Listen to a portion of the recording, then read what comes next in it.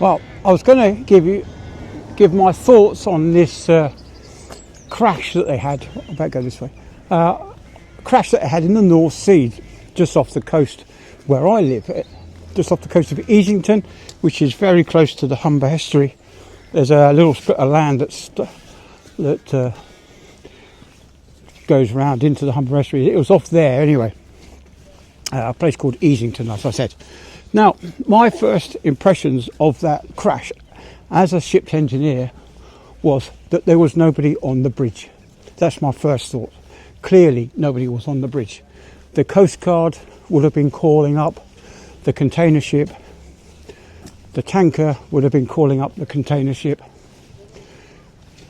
The tanker would have been sounding its horn to alert the crew of the container ship, but all to no avail.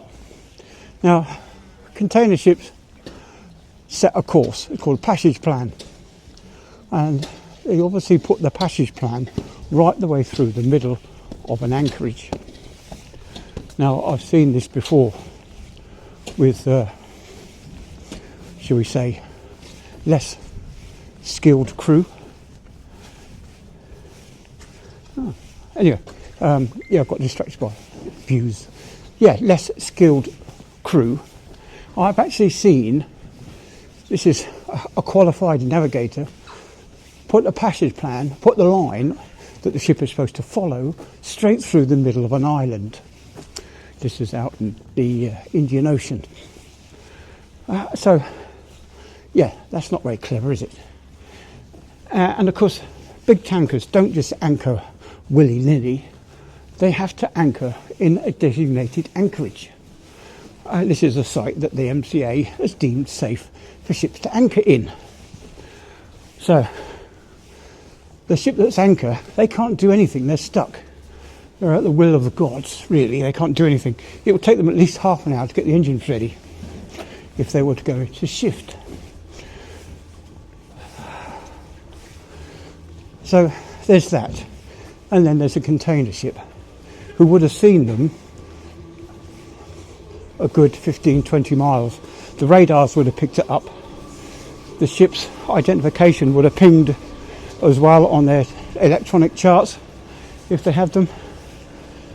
It would definitely appear on some screen, and the radar would have picked it up as well. Most of these radars are line of sight, really, on the horizon. So the minute they came over the horizon, they should have seen that ship in their path, and they should have had warnings there. But quite clearly, nobody was on the bridge. I've seen videos surfacing of one crew going up to the bridge and saying, oh my God, in their foreign language.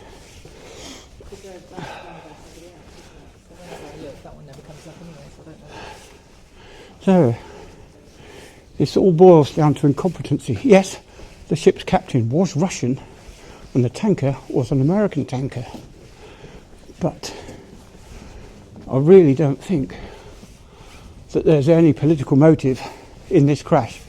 Again, this is one of those things that's happened because the company decided to employ incompetent crew. That's all it was, incompetent crew. Can you imagine your sat-nav taking you straight over the top of a roundabout simply because it was following a straight line? Well, that's what's happened. The ship should have diverted around the anchorage. So that's my conclusion. Pure incompetence and just sheer bad luck that the ship was in the way. If the ship had anchored slightly one way or the other, there wouldn't have been a collision. So that's my little take on it. So I'm going to end it there, and I'll catch you all on the next one.